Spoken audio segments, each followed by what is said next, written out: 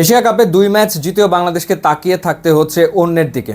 কারণ কি? কারণ হচ্ছে নেট রান রেট। যেই গ্রুপে বাংলাদেশ, শ্রীলঙ্কা এবং আফগানিস্তান আছে, সেই গ্রুপে যে রান রেট একটা বড় ফ্যাক্টর হয়ে উঠতে পারে, এটা তো সবাই বোঝে, না বোঝার তো কোনো কারণ নাই। সেই ক্ষেত্রে খুবই গুরুত্বপূর্ণ ছিল বাংলাদেশ এবং হংকং ম্যাচ, এবং সেই ম্যাচটাতে বাংলাদেশ টসে জিতে প্রথমে ব্যাটিং না নিয়ে ফিল্ডিং করার সিদ্ধান্ত নেয়। এবং এখন সবাই বুঝতে পারছে যে সেই ম্যাচে বাংলাদেশ যদি হংকংয়ের বিপক্ষে প্রথমে ব্যাট করে একটা বড় স্কোর করতে পারতো এবং বড় মার্জিনে ম্যাচটা জিততে পারতো, তাহলে আসলে রান রেটে অনেক সুবিধাজনক অবস্থায় বাংলাদেশ থাকতো। সেই ক্ষেত্রে শুধুমাত্র শ্রীলঙ্কা আফগানিস্তান ম্যাচের দিকে তাকিয়ে না থেকে বাংলাদেশ বরং একটা কমফোর্টেবল জায়গায় থাকতে পারতো, কিন্তু সেটা হয়নি। কারণ হচ্ছে টসে জিতে প্রথমে ফিল্ডিং করার সিদ্ধান্ত।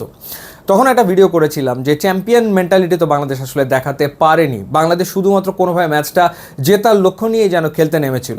এটা গেল প্রথম ম্যাচ, অর্থাৎ যেই ম্যাচটাতে টিম ম্যানেজমেন্ট এই ভুল সিদ্ধান্তটা নিয়েছে।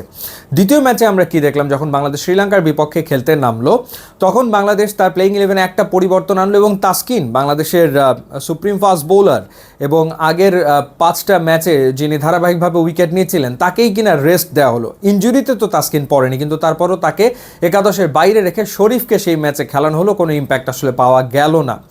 যেখানে রান রেটের বিষয়টাও গুরুত্বপূর্ণ, ম্যাচ জেতারও বিষয় রয়েছে, সেখানে তাসকিনকে ছাড়া বাংলাদেশ খেলতে নেমে গেল শ্রীলঙ্কার বিপক্ষে। এবং আরও একটা ব্যাপার, যেখানে আমরা দেখছি অন্য দলগুলোর স্পিনাররা খুব ভালো খেলছে, তারা উইকেট নিচ্ছে এবং সংযুক্ত আরব আমিরাতের কন্ডিশনে স্পিন খুবই এফেক্টিভ হয়ে উঠছে। অর্থাৎ ম্যাচের রেজাল্ট নির্ধারণের ক্ষেত্রে স্পিনারদের একটা বিরাট ভূমিকা, সেটা রিয়েলাইজ করতে বাংলাদেশকে অপেক্ষা করতে হলো থার্ড ম্যাচ পর্যন্ত। অর্থাৎ সেকেন্ড ম্যাচে শ্রীলঙ্কার এগেনস্টেও বাংলাদেশ স্পিন হেভি করে খেলতে নামলো না। আচ্ছা, থার্ড ম্যাচ আফগানিস্তানের বিপক্ষে ডু অর ডাই ম্যাচ, যেই ম্যাচে বাংলাদেশ চারটা পরিবর্তন করেছে, এবং 4টা পরিবর্তন করে ডেফিনেটলি বাংলাদেশ রেজাল্ট নিজের পক্ষে এনেছে। কিন্তু সেখানেও প্রশ্নবিদ্ধ সিদ্ধান্ত তো টিম ম্যানেজমেন্ট নিয়েছে। বাংলাদেশ 4 জন মাত্র বোলার নিয়ে খেলতে নেমে গেছে। 2 জন জেনুইন স্পিনার রিশাদ হোসেন এবং নাসুম আহমেদ, তারা কি দুর্দান্ত বল করেছে এবং তারাই মূলত বাংলাদেশকে ম্যাচ জিতিয়েছে। তার পাশাপাশি 2 জন ফাস্ট বোলার তাসকিন এবং আমরা দেখলাম মুস্তাফিজকে পারফর্ম করতে।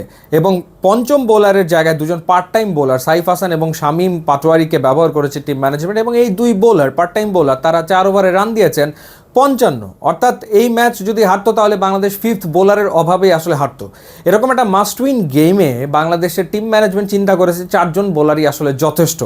হ্যাঁ, সেটা কোনোভাবে যথেষ্ট আসলে হয়ে গেছে, কিন্তু ম্যাচের ফলাফল যদি অন্যরকম হতো, তাহলে এই ম্যাচটা হারার কারণ হতো 5th বোলার না থাকা।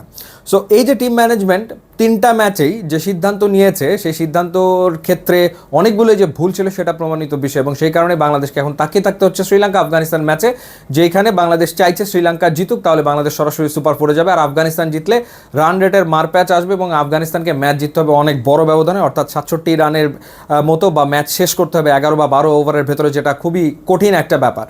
সো এই কারণে আসলে এই ধরনের বড় টুর্নামেন্টে প্রত্যেকটা সিদ্ধান্ত খুবই গুরুত্বপূর্ণ, কিন্তু সেই গুরুত্বপূর্ণ সিদ্ধান্তগুলো নিতে গিয়ে কেন যেন গড়বড় করে ফেলে বাংলাদেশের team management. YouTube, Instagram link দেওয়া আছে, আপনারা যোগ দিলে খুবই খুশি হবে। And thanks for watching.